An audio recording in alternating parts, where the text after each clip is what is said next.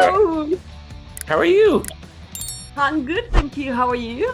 Oh my goodness. Well, not nearly as busy as you are. Yeah, it's been a really busy time, and the last few days I've been mental, to be honest. But yeah, it's been good. It was funny because I was watching between last night and today, I was rewatching again our conversation. And we started off saying the same thing back then. So I feel like I have this wrong, but it's right. It was November 8th, 2023. Was it? Yeah. Yes, I'm fine. Yeah. I guess because I've been following what you're doing so closely and because I've mentioned you a number of times in other Yeah. Thank episodes, you. Thank you so much. your name just comes up all the time. Yeah, but okay, it makes me feel good. It is great. It is. So I guess for that reason, I feel like that seems like it was so long ago that you and I actually chatted. A lot has happened in between. But then again, I feel like I'm constantly on the go. And sometimes when I stop and think about how much time has passed, it feels like, oh, wow, okay. Because to me, it's like one thing after the other. I have a single, then there's another one, then there's a thing, then another one. And so to me, it feels like there's a lot of things, but they never stop. Do you know what I Mhm. mean? I absolutely, yeah. I was actually surprised because I saw the other day you mentioned that you have another gig. Is it the Fiddler's Elbow? Is that the name? Yes, yes. Yeah. So they asked me back. The Dublin Castle asked me back. I've also haven't announced a few more dates, but I will do soon. Like the Half Moon again. They're all iconic venues in London. They're not like we're not talking arenas, okay? We're not talking arenas, but we're talking venues that have a name, that have a reputation. And so for them to ask me back, it feels really nice. And Fiddlers actually, they wanted me to perform in January, in February. I couldn't do it. I couldn't work it out. Because also another things that a lot of people don't know is when you perform in London, often they put a they put some like notes whereby you cannot perform anywhere else within like 25 miles or something for 2 weeks before and 2 weeks after. So Yeah. they're quite lethal. So yeah, it's Oh, wow. sometimes it's difficult to fit in dates when you perform in London because you're performing somewhere else and you have disclosed that you can't perform anywhere else and within those. Basically, it's like a month, 2 weeks before and 2 weeks after. And sometimes it's even 3 weeks. So it's difficult at times to be able to put together all these things. But it's nice that a lot of the venues that calling me back, they ask me back, and in March, I'm going to perform at the Hacks, which is a really phenomenal hotel in the heart of Kensington High Street. So I really was shocked that they asked me. I didn't contact them. They heard my name and they wanted me to go and perform. So it's all very exciting. Yeah, that's amazing. Well, congratulations on all You? of that. I love the fact that again, a year and almost a year and a half ago we talked and we started off saying, "Wow, it's been a busy time," and that hasn't stopped. And really, the variety of experiences are amazing as well, you know? So Yeah. maybe I should start off saying congratulations on the Radio Wigwam, the Oh, you best mean pop act. you mean this bad boy? That's awesome. Just happen to have this right here. Bad boy that I now hang around with. Like if somebody knocks on my door, I'll be like, "Hi, hello, have you seen this?" Hi, this is how I answered the door. That is like, Yeah. I was so excited. Actually, it was Alan Sweeney from the Crom. Yeah, Um, yeah. I saw him actually at your word. He's a really nice guy. yeah, well, that was the coolest for me. That was the coolest thing too, is that I saw you there, and we had been texting back and forth, sort of preparing for this chat. Yeah. And you said, "Okay, I'm like out the door. I'm going to the Radio Wigwam event." Yeah, And Alan as well was posting stuff, and I saw that you guys would both be there at the same time, and yeah, then I saw you with Jake Dollery as well. yeah, yeah, yeah. I'm like, this is the coolest It's thing. really funny for me as well because I mean, I've always known already working in the music industry and in television that when you are in that kind of environment, then you end up meeting all these people, and it kind of becomes like, it's a circle of people, and you get to know them. But Mhm. it's really funny to me because it's like I think of you as somebody that is in China, and then suddenly it's like, oh, but you know that person, and again also going there and seeing the bands that I've been performing with or that I've heard of. For instance, like there was a band called Sonic Whip, and they're really, really good. They come from the Netherlands. And just before the awards, they sent me a message because they saw one of my flyers at Fiddlers, and they sent me a message going like, "Oh my God, we've seen you. Look, we've seen your flyers stuck on the wall." And then I saw them there. And again, it's really fascinating, and it always comes as a surprise, even though it shouldn't be, that you bump into those people that you hear the name of, and then you go to the awards ceremony and you see them around, and then again, like you, for instance, you have interviewed me, you interviewing me today, but again, you know some of the people who were there, even though you're in a totally different continent. It's just fascinating. I find it really funny. Yeah, it's amazing to me. Sometimes I'm sitting down and I'm chatting with my wife about doing this stuff, and she's like, "Oh, it's so cool. You get to talk to other musicians." Yeah, And really, like, I guess from her perspective, she just thinks that's a cool thing. For me, it is like the thing. It's like the yeah. reason I do this is because I'm chatting with you, and after having listened to your music, I thought, wow, I'd love to chat with this person. We chatted. And then I'm following your progression through all of this. And as you just said, like these connections come up that I gotta tell you, I was so jealous that I wasn't there, to be honest. Lovely. And actually, I saw the post where the guy from the Crom was like, "You should be here next year." Yeah, I think you should be.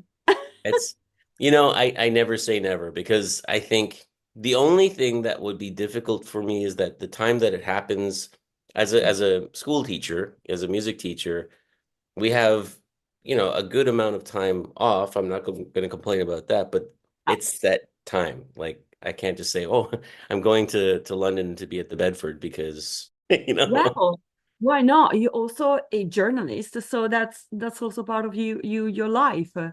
Yeah. Well, like I said, I never say never. I, I Yeah, I thanked him for saying that, and I thank you for saying it, and I would love to do it if it becomes a possibility. I think it'd be so cool. I just love that because one of the things about that, it's a competition. Like there's a winner, and there are people who go home and they're second, but it's such a supportive community, and yes, everybody's rooting for everybody. yes, totally. And I mean, I was there last year. It was my first year, and I came third in the indie pop category. And this year, for many reasons, and again, like you say, it's very supportive. I looked at the categories, I looked at my category, I was in the indie pop category again, and I looked at the other artists, and I was thinking, I don't think I win this year. I don't think I'm going to win. And it's not to say that I don't think my music is good, but it's also to acknowledge the fact that there's a lot of other artists that, like me, put a lot of energy, a lot of effort. They put all of their love into it, and they are also very talented. And I thought this year, I'm not going to win. I don't know why I had this feeling. So when they announced it, and they announced the third position, and I thought maybe I come third, and it wasn't me. I thought, oh wow. So then they announced the second position, and I went like, oh wow. Hmm. I didn't even take second position. Wow. Congratulations, Lorenza. You worked so hard and you didn't even qualify. And that's what I thought in my head. And and when they announced the name in my head, I was still arguing with, wow, Lorenza, you worked so hard. You still didn't qualify. I mean, we were hoping for a third position. And then they said, Lorenza Wildcard. And my friend was like, Lorenza. And I'm like, what? And then I had to go up on stage, and I really didn't expect him. And as I put the foot on the stage, my first thought was, wow, I don't have a speech ready, because I really wasn't expecting to win. So it was all a surprise. And it's fantastic that I won this year. But honestly, I think there were so many talented people in there. And even in the other categories, when they nominate someone, when the name comes up in the nominee, and the nominees for are it's just like everybody cheers, and you really want you effectively you would like everyone to win because they're all very good and talented artists. So Yeah. it's a really nice environment. It really Yeah. is. Yeah. I'm glad to hear you say that because I was imagining that event and I have, seen chats and things like that with people commenting very much the same sort of thing. The evening itself was such a great night. And I Yes. just imagined that everybody chatting about what you just said, like, oh, I heard your music. I think it's so great, and um again, just being part of all of this community of people who all understand how much work goes into this, how much time, how much effort, how much sort of pouring out your soul, Yeah. just being in that room. Yeah, Yeah. indeed. It's also great because I think it's fantastic, and I did say that in my speech, how Radio Wigwam organizes they organize this event, and it's a chance for us indie artists to be seen, to be heard, because it's so difficult to make it in this industry, and for them to organize events like this is phenomenal, absolutely phenomenal. And then also the sponsors that they really then look out for the artists. It's a chance to network with all of the people who work in that industry, with the other artists that you can go and talk to. And you may plan collaborations or like tours together, and it just is a fantastic opportunity to meet all these people. And there's some amazing sponsors. They also collaborate with Radio Wigwam, works really closely with Jama Music, and I'm one of the artists, and they are fantastic. The Etho is brilliant. They really understand how difficult it is, and they are out there to help you out. They're not there to exploit you, which sometimes it feels like, and I won't name any, but I have been dealing with some promoters, and I actually dropped out because sometimes you feel like you're just exploiting me, and that's not the way it should be. But then there's promoters like Jama Music, and they are absolutely fantastic, and they work so hard to help you out, and that's phenomenal. That's phenomenal. You know what you say there makes a lot of sense to me because when I first started traveling, the first time I ever left Canada, it was to Costa Rica. I was about 15 or 16 with my sister, and I said, "We don't speak the language. We don't know what the food is. Like, how are we going to know what to eat?" She said, "You know what? One of the things is if the locals are eating at that restaurant, eat there." We went into this one restaurant, and the guy who was the cook at the place happened to be on his break, and he was eating the food at the restaurant. And I said, "You know what? That's how you know. If the people who prepare the food eat there, their own Yeah, food." yeah, that means it's good. So I'm looking at Radio Wigwam, and when I spoke to Jake Dollery on Our Mind on Music some months ago, I didn't even know when I first heard about him that he was a DJ on Radio Wigwam. I knew him as a singer, songwriter, musician, and then as I did the research to chat with him, I found out that he was on Radio Yeah, Wigwam. If you have an artist who is putting out his music and he's on that station and he believes in what it's doing for artists, that's like the chef at the place eating his own food, you know? indeed. Indeed it is. Yeah.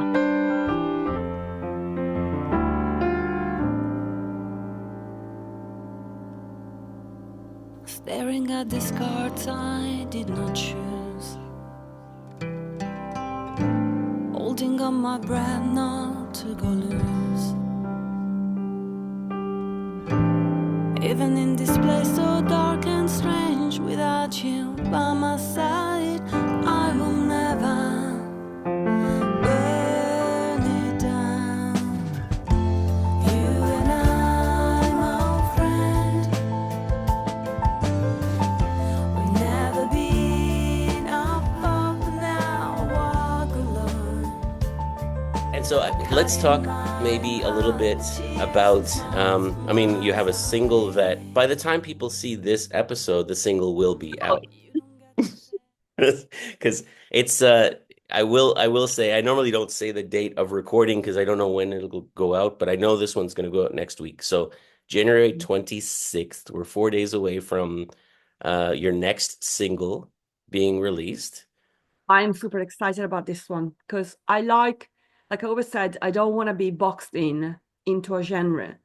I always said that I want to be able to express myself. And that means sometimes even doing things that I may not, um, it may be a little bit different from what I've done before, but if that's how I feel, that's how I feel. So I've done pop ballads, I've done rock, I've done even a song Dance. Tequila, the clubby, and this one, it's quite punky, and I really love it. It was so much fun to write. It was so much fun to record, and to perform in live is fantastic. It's it's a totally daring, unyielding punk rock anthem. I love the fact that it's so like aggressive. It's in your face. It's confident, and it has this kind of anti-patriarchal spirit, and it's so like, I don't know, it's confrontational and it's provocative on purpose, but it's so much fun. It really is fun. And I also like the fact that the song, the lyrics, they merge really well with the way that the melody goes, because it has a really rapid tempo. It's got punchy drums, but then in the chorus it goes to an half time, so it's almost like a contradiction. It's like really fast paced, but then in the choruses it kind of goes into half time while everything else so keeps on going at the same kind of energy. And it's got vibrant guitar riffs, and the lyrics, the vocals use this kind of staccato technique, so it's really punchy and it's loaded with a lot of energy, and I love it. I'm really proud of this track. I can't wait for it to be out. And it's been an enormous amount of fun. Even the art cover was an enormous amount of fun to shoot. And I think it's just representative of how much fun and how much attitude this track has. Did you listen to it? What do you think of it? I did listen to it and I love it. I honestly I listened to it and I love the fact that this keeps happening every time you put out a single as I go, what? What? Like I wasn't expecting that, you know? Tequila was the one where, okay, you had a really beautiful ballad, You and I, which I listened to it again and it's going to be stuck in my head again for another month because I just love that song. It's such a good song. Um, I think My Army was the first one that I'd heard. And then I heard Tequila and I was like, what? Yeah, Like I did yeah, not see that coming. And I have commented to you before that what I love about this is as much as it's a shock, genre in terms of genre, if you think of that yeah. way, there's always you in there. I can always hear the same attitude that you have different perspectives on that same person, Uh, Yes. and so that's what I heard here. And one of the things I noticed, because I've gone back several times to listen to music of yours back to back, and I thought, why is that? Why does that happen? How do you do that, basically? One of the things was the dynamic that in all of your songs, as much as it's a slow ballad, a fast, dancey club track, or a punk tune, Yeah. you've always got this dynamic where you're not just like, let's say for example the Ramones. They would come on with a 2-minute song and it would be the same three chords, Yeah. finished. Which I love the Ramones, don't get me wrong. Yeah. But with yours, you have like in the midst of a punk song, you have time change. Or you have maybe there's like it drops down into a quieter part. We have endless conversation in studio when we work on new songs, because like I write the lyrics, I come up with a melody, but then my musicians, they have to kind of work out the arrangements, and we work together to make sure that we finish with the vision that I have. But I don't come from a musical background, unlike my musicians, who remind me on a regular basis. So recently we had a new drummer, and he doesn't know the dynamics. So we were working on this new track and love it. I love this track. But I didn't even think about how I write, because that's just how I do. So suddenly we could see that the drummer was like, I'm not quite sure, but shouldn't it be 4/4/4? And then you see the bassist turns around and looks at him and is like, okay, here's how it works.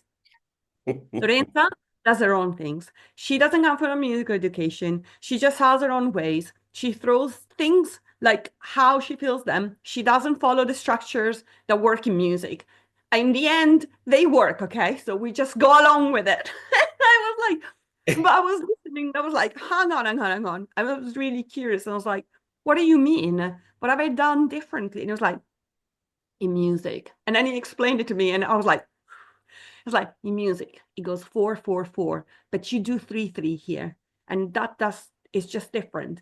But I'm like, well, what's the difference between a 4 and a 3? And I was like, because it's how it works. And it was trying to explain it to me, and I couldn't get it. And it was like, it's okay, we're gonna do it how you want it, because in the end, it always works. But your structures are different. I'm like, okay. I'm just laughing at the fact that I have this way of composing tracks that don't follow the structure that is expected, but in the end they work out.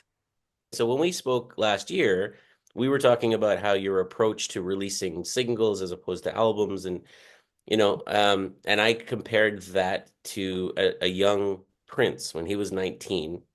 And they Yeah. said, okay, the way this works is you write the songs, that's great, you can do that, but we're going to control the publishing and everything, and then we're going to bring in professional musicians and they're going to record.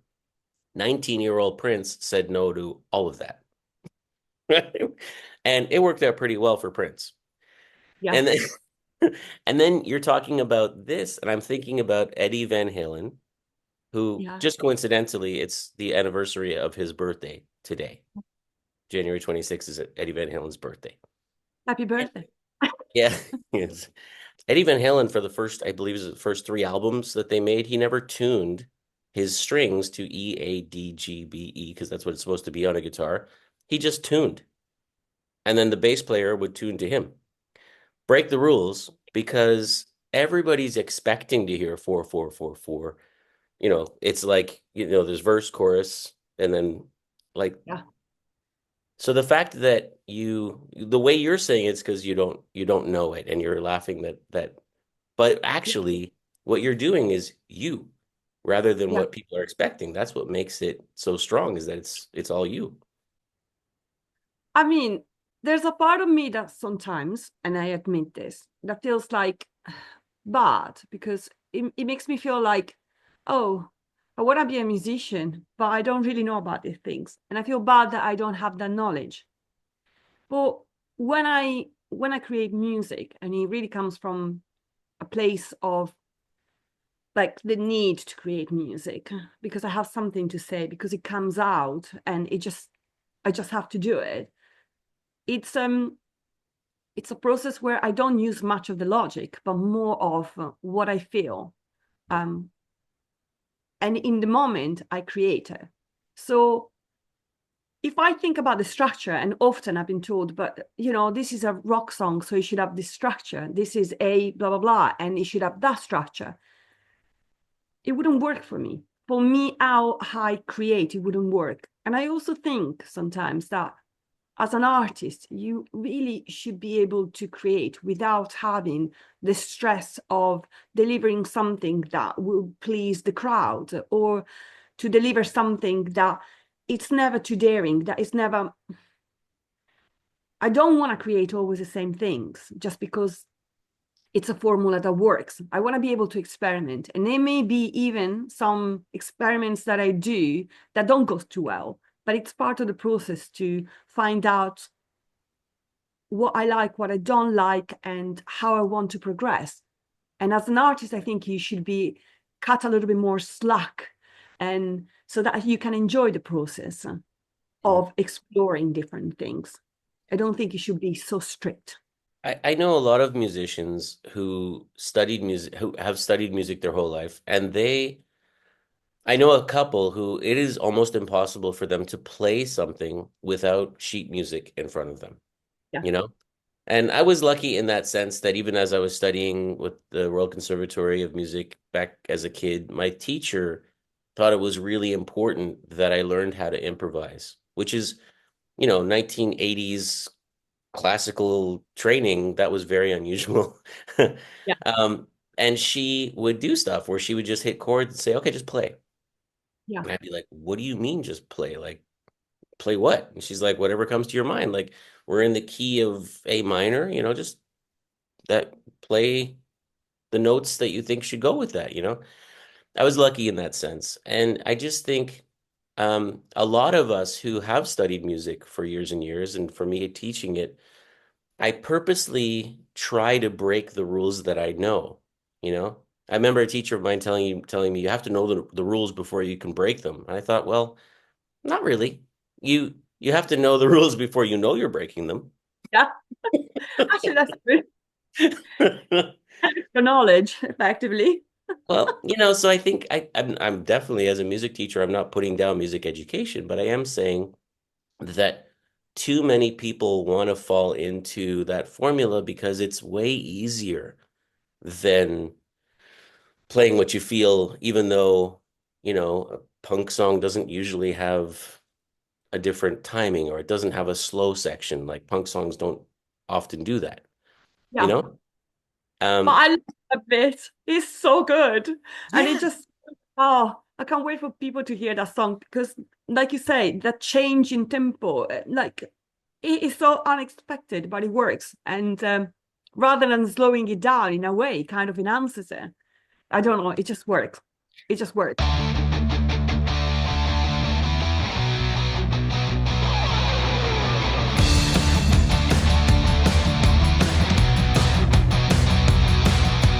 Checking every step and meditating my game. Wishing you had me, wishing you were me. Acting and pretending, putting me down. Every time you come to, all I do so easily. Look, boy, I'm no my own worse than I'm done with my demons here. I'm getting faster, smarter, wiser than you'll ever be, dear boy. Look, boy, I'm no my own worse than I walk the carpet, because of my merits, I'm not your pretty trophy doll.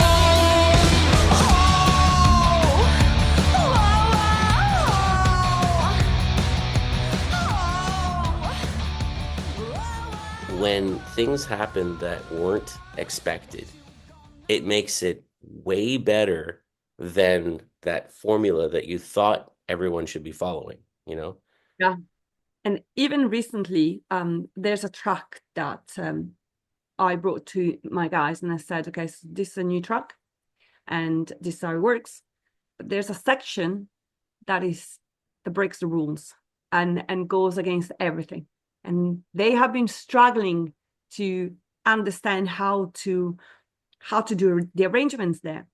And I keep telling them, but that is also because you are thinking about how, like in that particular kind of genre, the structure should be, and blah, blah, blah.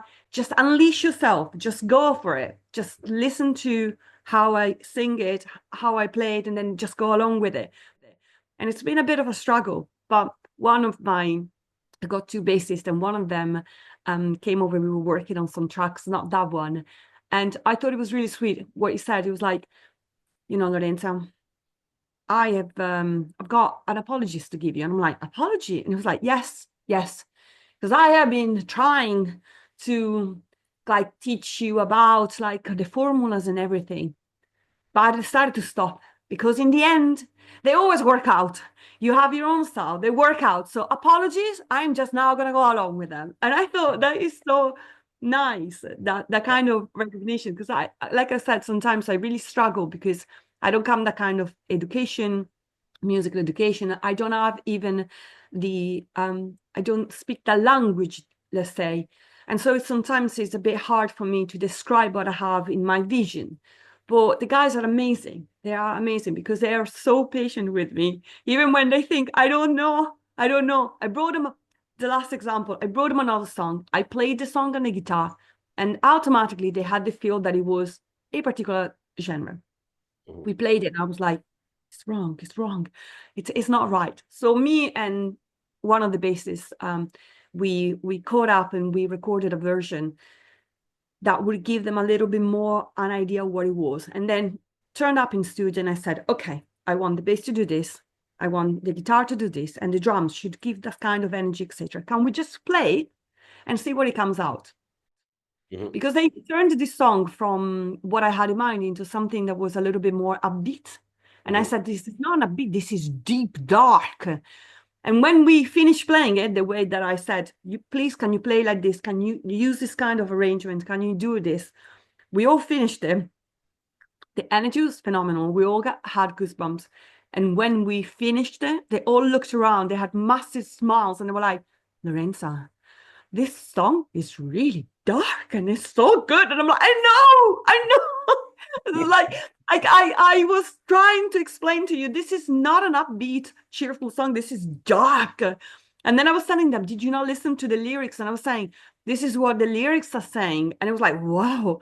And it's good. And in that moment, I feel real joy because I feel like I managed to take all of you into my vision, and now you feel what I feel, and now we can make it happen. And it's a beautiful process because obviously me not playing every instrument, I need their help to make my vision come true effectively. I think that's fantastic. Part of it is I think about them in that position, and I think they have to be very open-minded and very well skilled as well, because it's hard. Like I've done stuff, especially playing in jazz bands, where I remember there was a drummer that I used to play with, and we'd be playing, let's say, in 4/4 time, but he was such a good drummer, he would play in a different time signature. So we're counting 1, 2, 3, 4, and he would play in, I don't know, in, let's say, 12/8 time, right? So Right. mathematically, you can make that link up after a certain amount of time, right? But for me to hear him doing that and know that, my brain wouldn't let me, it was really hard to do what my brain was telling me after all this practice, to do something different.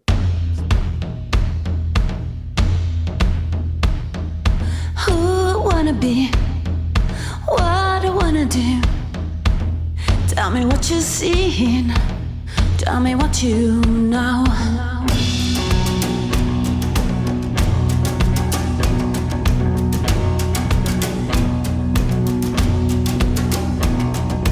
Who I wanna be, what I wanna do. Tell me what you've seen. The secret to this that makes you tick. Unkindred as I agree. It's the beat. I remember you talking about how you describe music like to. I also started to use other images. So in this particular song that I was talking about, the bassist asked me when we caught up, he said, give me an idea, a genre, what is it? And I couldn't describe it. And then I said, listen, I have an image in my head. I was like, give me the image. And I was like, it's an American desert. And there's this guy who's desperate, is on his knees. And I was like, I think I got it. It was so funny because I think, like I said, they were trying to make it so upbeat and funky. And I was like, this is not a funky song. There's a desperate man on his knees in an American desert. That's the picture I have.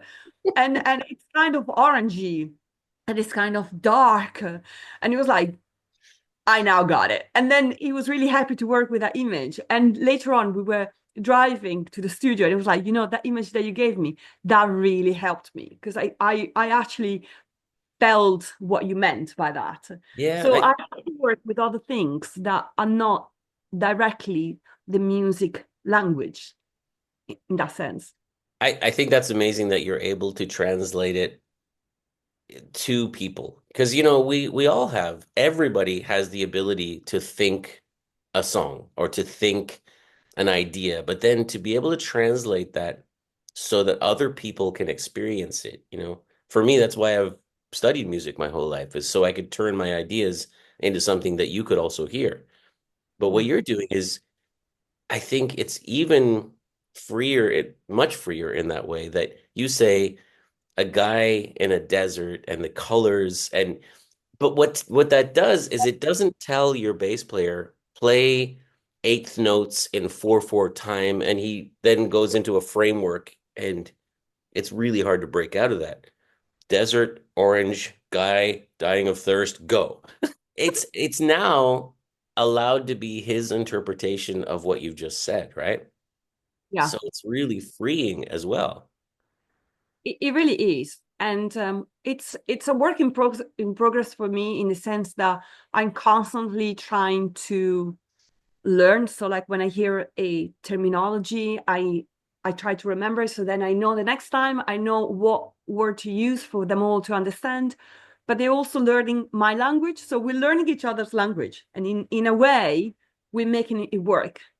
And it's, yeah, I'm really lucky to have found these guys. They are fantastic, and it's a phenomenal, like, amount of fun, and it's, like you say, it's liberating to be able to go and create art. And yeah, sometimes it drives you mad, it drives you insane, because you're like, I'm trying to say no, not like that. Yeah. But it's so much fun, and I love it. Yeah. And I'm also lucky that, um, because I'm a solo artist and I work with musicians, it's also nice that sometimes I may be able to work with, like I said, we recently changed, we got a new guy who's a drummer, because also I'm getting more dates, so I want the flexibility to work with different people. And these guys come in, and it's really good. And again, it's just like, again, it kind of gives you the possibility to work with different musicians, which enhances your work, in the sense that it opens more doors to explore different ideas, different styles, different, techniques, and I love it. I really love it. I remember one of the things that I loved that you said when we spoke, the first time we spoke in November, was you really feel like if it's not fun, then you don't think you should be doing it, and you've been having a lot of fun doing it. You can see it. It just exudes from the photo that you're having so much fun doing it. And then there are those outtakes that you periodically post where you're laughing with the band and you're clearly having a great time. So I love that has followed through for you, and that you're still having a lot of fun doing it. It's actually getting bigger, in the sense that, having worked with celebrities before and seeing what it can do to you, and know I'm quite well aware of what social media can do, and how, when you are put on the spotlight, it's hard sometimes not to get affected by what happens around you, what is said about you, etc., etc. And I always thought, if I do this, I want to make sure that I do it surrounded by the people that I trust, that I respect, that I love, and I want it to be fun. I want it to do my way. I don't want to do it the way that happens for a lot of people in this situation. And I am surrounding myself with the kind of musicians that I consider my friends.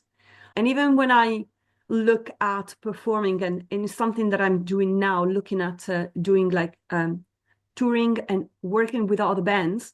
Mhm. I'm reaching out to the bands that I know that I performed with before, that they looked out for me the same way that I looked out for them. For instance, there's a band that I performed with at Fiddlers, and during the sound check, they were really, really good, and they looked out for the sound for us, and they gave us some tips because there were some technical problems. And I thought, this is really nice, because they looked out for me, and then we looked out for them. And now I think, okay, so if I go touring, if I do some dates in these places, I will ask them if they want to come with me, because then I know that I'm going to have a good time, because there's not going to be that jealousy, there's not going to be that competition, there's not going to be that kind of not nice atmosphere.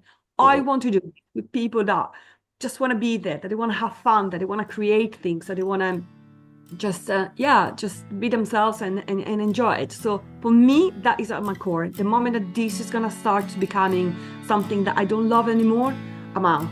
I'm out of here.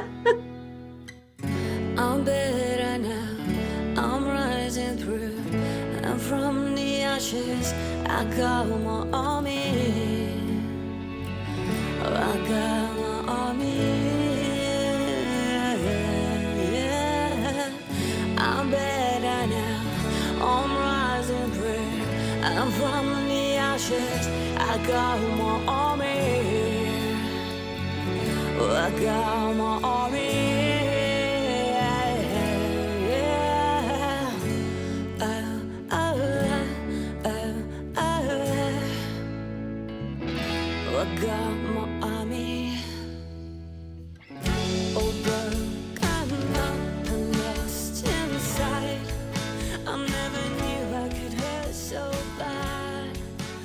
and I have never spoken about the fact you have a blog, Wellness and Purpose. Oh, goodness. Yeah. Yes. Wow. What? I do Yes, my yes. research. It's fascinating, the stuff that people dig out at interviews. At times I'm like, oh, okay, yeah, okay, fine, switch on to that. I don't throw that at you to shock you. The reason I mentioned that is because you mentioned in there that you've studied topics related to cognitive behavior therapy. It says, Yeah. I believe in life, it's not what's left after working hours. It has to have a meaning and purpose in itself. You asked the question, if money and health were not a problem, what would you do with your time on Earth? I loved that because you are absolutely walking that talk. You said Yeah. that, and here you are, let's say 5 years later, living those words. Yeah, It's amazing. it's amazing, but like it comes with a lot of doubts. It comes with a lot of readjusting, being comfortable, being uncomfortable. That is like the biggest thing I had to deal with, being comfortable, being uncomfortable, and doubting yourself and keeping at it, working really hard. I really think that the magic that you're looking for is in the hard work. It Mhm. looks like sometimes, she does it easy, like, oh, here's another single, oh, here's another blog, oh, all of those things take time, all of those things take energy. Yeah. And, there's a lot of work in that. But it's work that I do because I love it. And so it doesn't feel bad. It doesn't feel like something like, it doesn't feel like a job as such, Mhm. because it's something that I love. And I really believe in that. Like, I started Wellness and Purpose because I wanted to create a platform to help our people, like to know about what to eat, what kind of exercise to do, but what are the reasons for doing those things. And there was even financial advice, all things that I've used in my life. And so I wanted to put them there as a free platform for people to use. Then I started the music journey. To me, I do these things because I think life is very precious, and you have to make the most of it. All rise and ride. Self-pity, pity won't serve you well. Don't you know it's time to wake the beast in you? Stand up right now, go catch your wave. Take your chance, be brave, show them you ain't afraid. Yeah, I know unstoppable you are. Yeah, I know untouchable you are. Yeah, rise up. This is what you came for. Right now, it's time you believe it.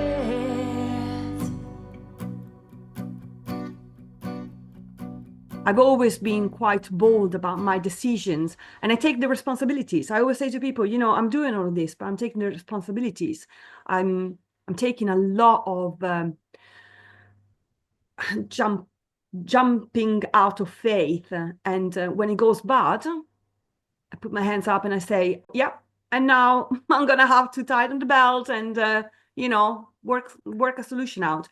I stand by my decisions. I stand by the failures, and then when there's a win, then I go like, wait. When there's a win, then I love it. you're like, woo, and I celebrate.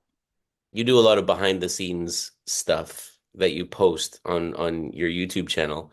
One Yeah. of them 3 years ago was when you had just left the studio after recording for the first time. So I'm just back from my first session.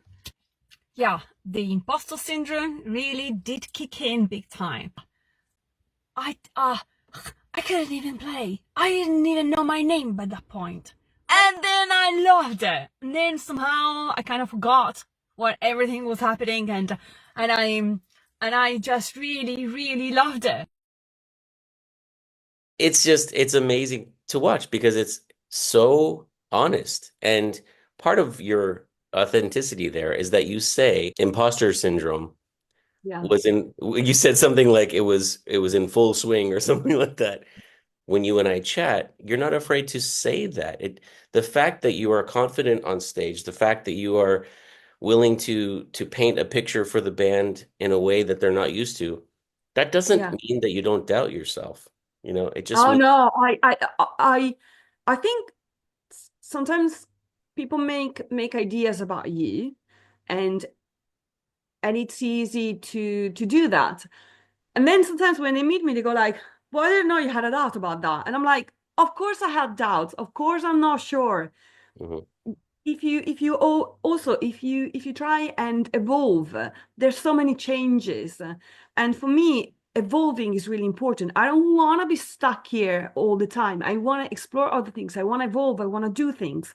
But to do that means I have to go through a process of trying out different things, of getting out of my comfort zone constantly.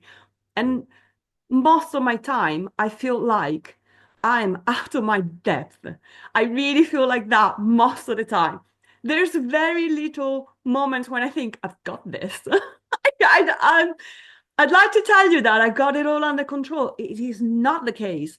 And and yeah, of course, then when I go out there and I speak to a promoter, I speak to a venue, of course I'm ballsy and I sell myself.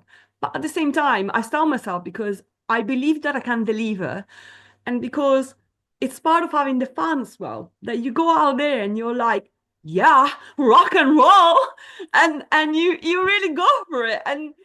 And I know that to some people it may seem strange that I go from, ooh, I'm not sure about this. I don't know if I'm confident enough to do it. And then I go to, yeah, screw that, let's do it. But it's notice that it's part of the process that you have to have the doubt to know if you really want to do it. And then you have to get out of your comfort zone to actually do it.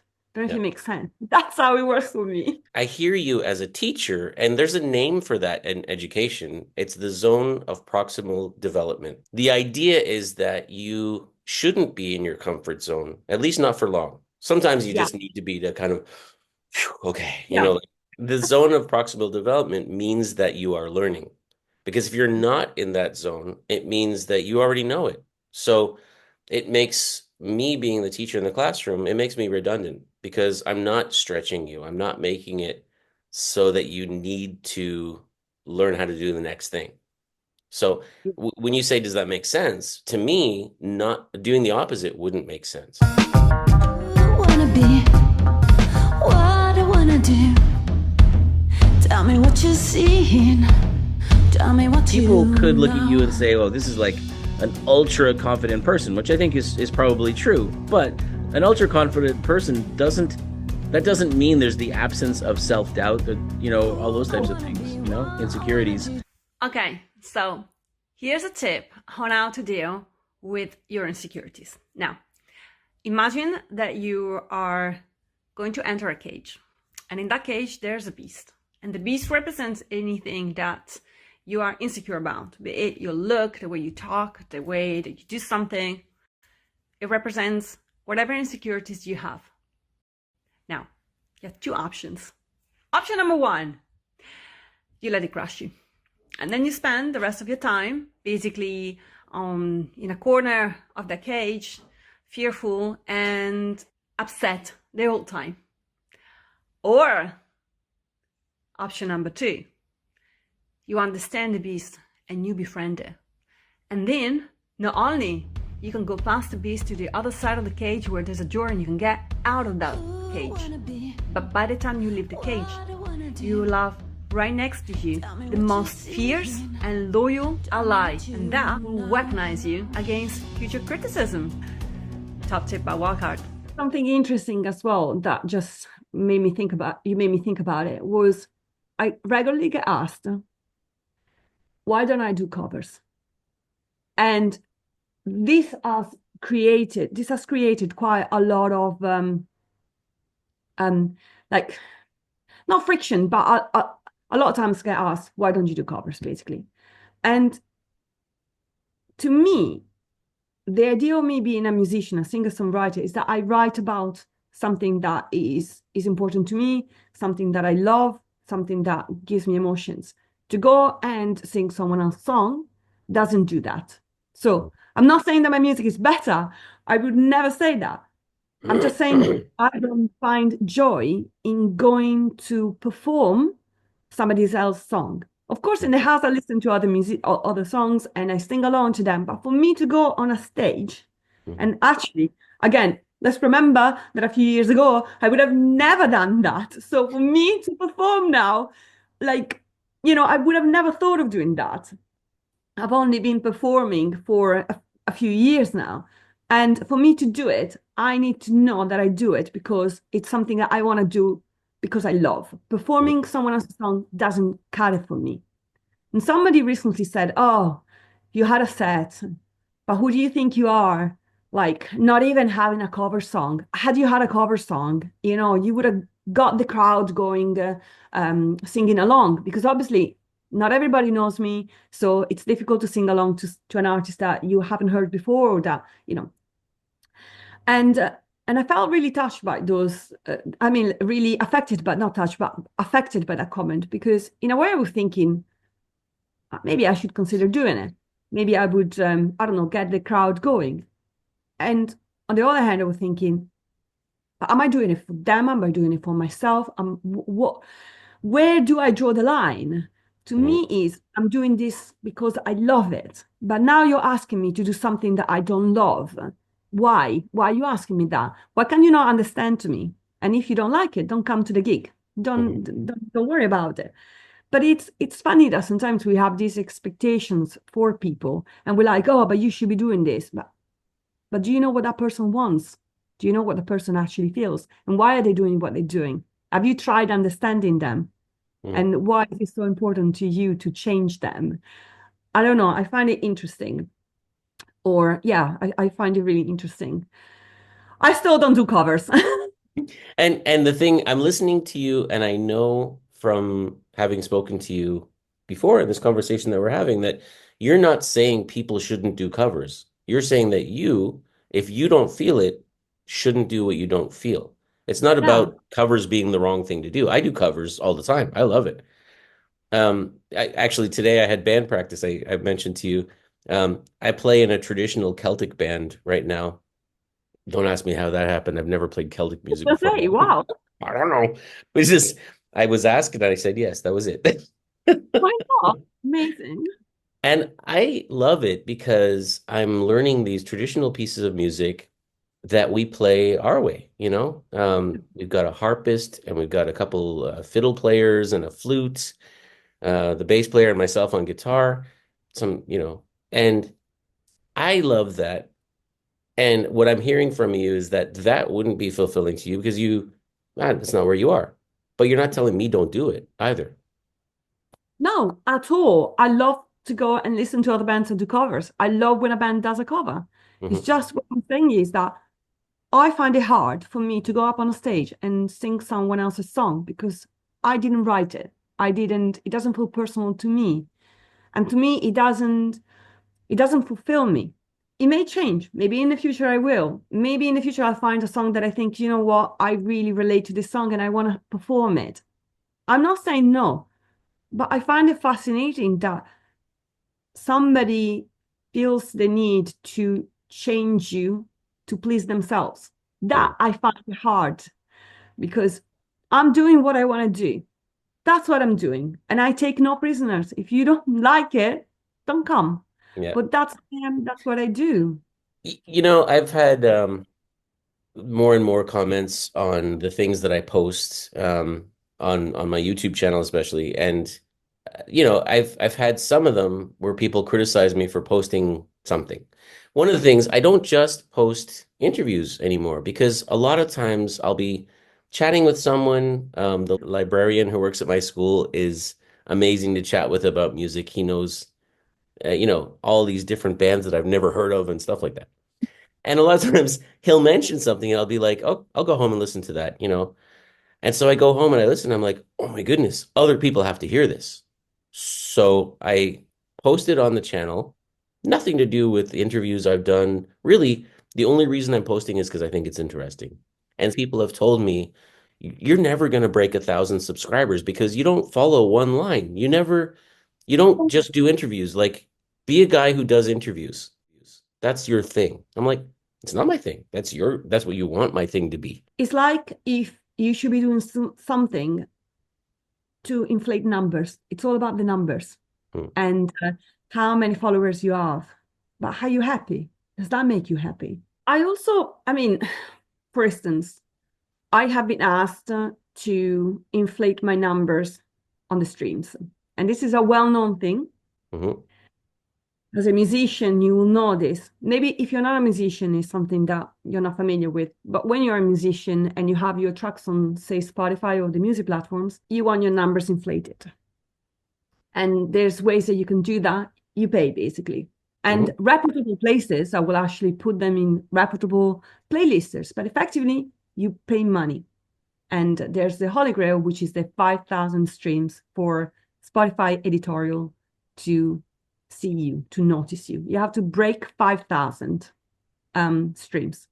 You can buy 5,000 streams. So when it comes to streaming on Spotify or fake streams, bots will be programmed to follow artists, save songs, put songs on playlists, and to listen to songs to increase the amount of plays of their music or their exposure or the perceived popularity of the band. And there's no clear law that outlaws that. We'll never make that money back from the streams. And because the streams, they pay you pennies. And then what? We all get to that. And then you're going to be upping it to 10,000 or 20,000. It doesn't make sense. And what kind of gratitude do you get from it? But when you apply to a festival, for instance, the first thing the festivals do will be to go to Spotify and check how many streams you have. And if you don't hit a certain amount, they're not even going to contact you. However, say at the Wigwam Award, there were some people that work with festivals, and I went and spoke to them. And one of the festival organizers from I don't know you, I'm not sure about the number of your streams, suddenly going to, okay, you got some attitude. I can see the kind of personality that you have, and it gets you places. And not like the festival I played last year, they didn't even want to put me in the list. But I contacted them. I was so ballsy. I was like, you know what? That's fine. Don't give me that stage because it's small. Give me the other stage that is even bigger. And I was laughing in my thinking, yo, Lorenza, the guy already told you that he doesn't want you on the small stage. And you're telling him, that's fine, because I want the big stage instead. And they actually allowed me to do it. And when I went up on that stage, it was really good. And we had people flocking in to listen because they didn't expect that. And it was round and it was fantastic. And the organizer then later came to me and said, you know, I didn't realize you were that good, and I didn't expect you to be that good. And, you know, I just looked at the numbers, and I kind of took a leap of faith, and you really delivered. And I was like, yes, thank you for giving me that opportunity. It shouldn't be just about the numbers, which we all know that we can inflate. It should be about a lot of other things. Right. And you should look at the artists in many ways. Can they perform? Do they have the kind of attitude? What are their songs like? And I think that is more important. And I don't know, that's just the way I do it. I think you have to be true to yourself.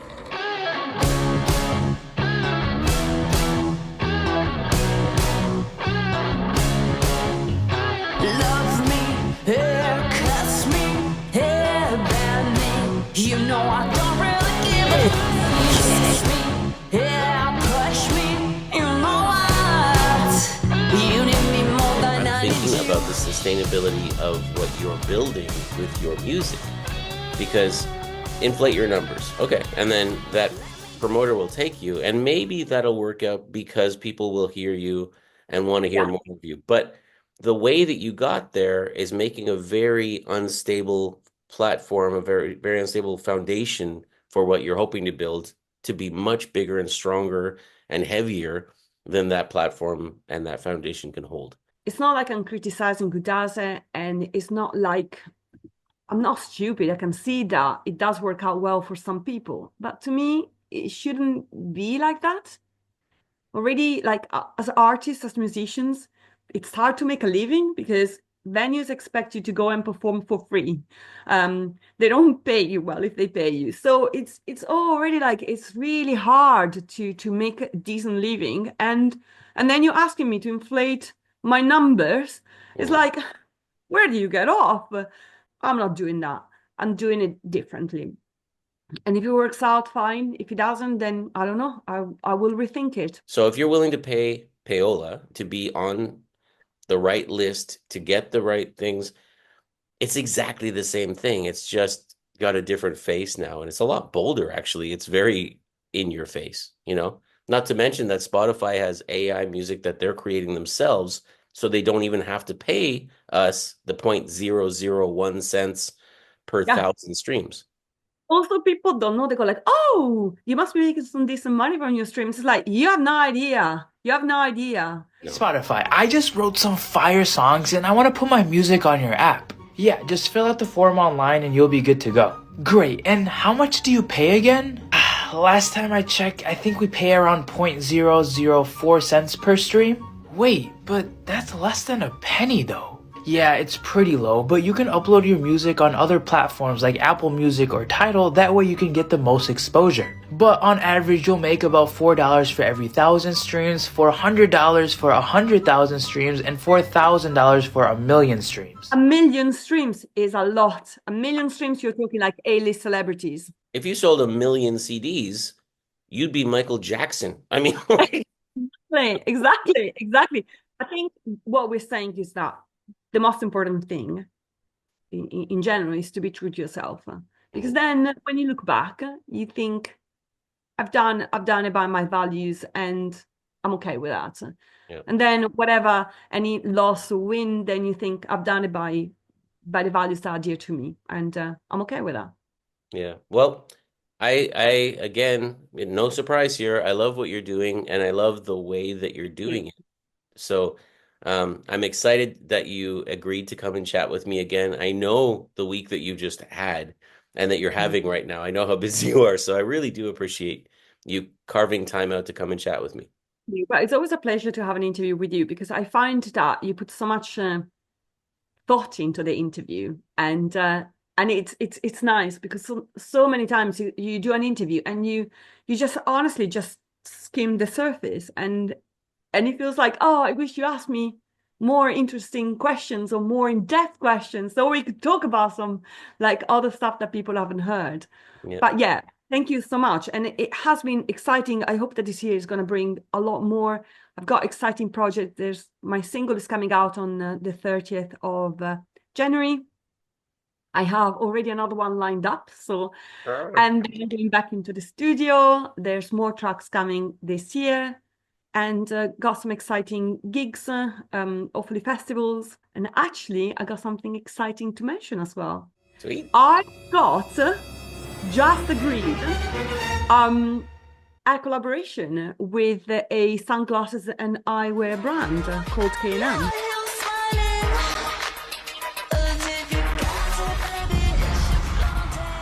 And yeah, there's they're handmade, they're bespoke, they're plant-based and recyclable. I love the brand and just got talking to them and basically there's going to be a sunglasses collection coming out. It's going to have my name and their brand name.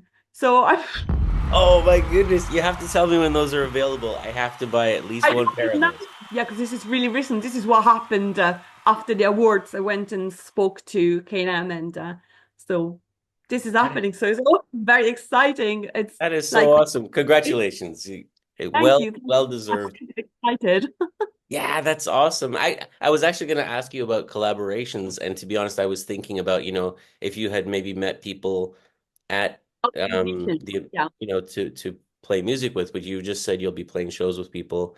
I'm curious to see if you ever end up collaborating on songwriting with someone, At the moment, for me, it's really important to have full control and ownership of my art. I don't quite know why, but I feel like at this point in my life, I have so many ideas, so many things that I want to do, and I just want to concentrate on that.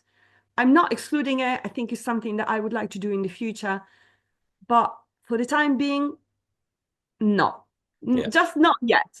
But when the time is right, I would definitely consider it. It's something that I wouldn't mind.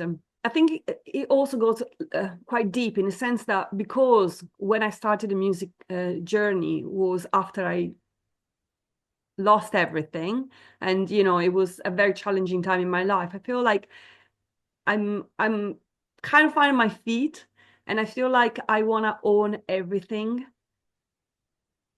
So that it's difficult to explain, but I feel like I want to be able to own things right now for my own peace of mind, my own security. I feel like I'm just back on my feet after all that happened, and it's taken all of me to believe in this path, to walk this path, to own this path, and to regain all of my energies. And so I feel like at the moment, I don't want to rely on anybody else for my creativity. At this point, it feels like I still got a lot to give, and I want to concentrate on what my ideas are, because it gives me so much freedom, because I don't have to account for being liked, for fitting into a genre that sells.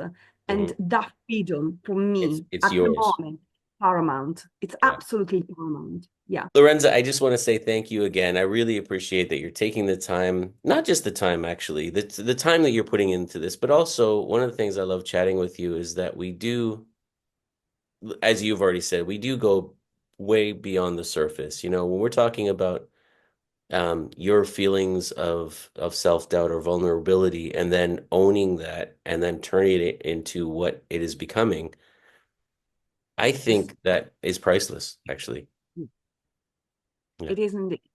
Thank you. And thank you for finding the time to interview me, and for putting so much thought into the interview, and for asking questions that go way deeper below the surface, because I think that is really important. It's really nice to be able to say, hey, my new single is out on, and you can come and see me at X, Y, and Z venue. But at the same time, I think I feel it's really nice to be able to know the stories about the artist, and to go past the glossiness. Because I think as a society, we're so used to see everything through the eyes of social media, where everything is so glossy and everything is so easy. But it's important to go back to the basics. So to hear someone's story, it's really important. So thank you for letting me tell you my story. It is nice to know when you hear a song and you can go and make that connection of where that came from for the person. But also, there were other comments that I got about how it made people feel really good knowing that someone like yourself standing up there, like, people just have to see you performing live with the mic and you've got the attitude, and knowing that actually that doesn't mean that you never have doubts. There are people who really enjoy it knowing, okay, I'm not alone here. You have your doubts, you have your insecurities, you own it, and you figure out how to move on from it. Don't feel too afraid about putting yourself out there, even if you want to be a musician and you don't come from a musical education. It's like everything, right? What some people think is a weakness can turn out to be your superpower, Yeah, it is true.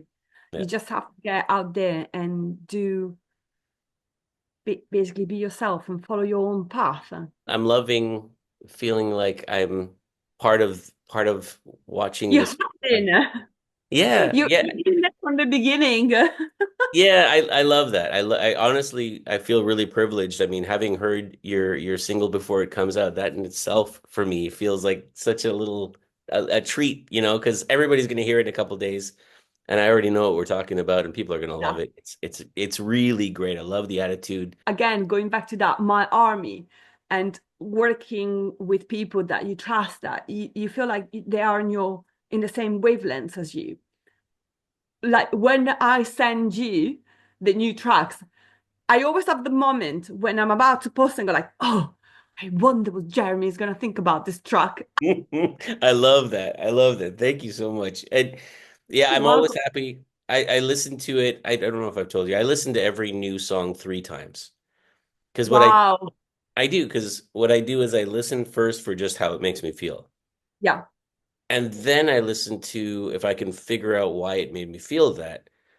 And I'm getting better at the third part, which is to try and listen to the lyrics. Because Right. in a couple of conversations I've discovered about myself, something I didn't know is that I am oblivious to the lyrics most of the time. I always say to people, if you want to know me, listen to the lyrics. Because even the way that I publish, that I release the singles, is done in a way that shows a journey. Mm. So that is almost like I get excited when a new one is coming out. And especially like I'm excited about this one. And I already know that the next one is gonna be to some jarring. But I love the fact that the next one is gonna be jarring. And I know what some people may say, and I know what kind of questions I'm going to be asked. But again, to me, it's like, yeah, but after my worth, you're gonna have that song, and they are so jarring with each other. Listen to the lyrics and you will know why. If you listen to the lyrics, you will know why one was published after the other. And to me, it's like sharing a journey with my fans and saying, hey, find me in the lyrics, find me in the way that they've been released, and you will know everything. Like, you will know my journey. You will be part of it. I love the fact that people who might be hearing your music for the first time, please do. For those of you out there looking, take a look at Lorenza's YouTube channel, the stuff on Spotify, the stuff on Facebook. It's everywhere. So Instagram, I'm everywhere. yeah, and it's great. So it's well worth looking into. Thanks again, and I look forward to Really, really enjoyed it. So thank you so much for having me. All right, we'll talk again, I'm sure. Thank you. Bye-bye. Bye-bye. All the best. Don't forget to like and subscribe. Good night.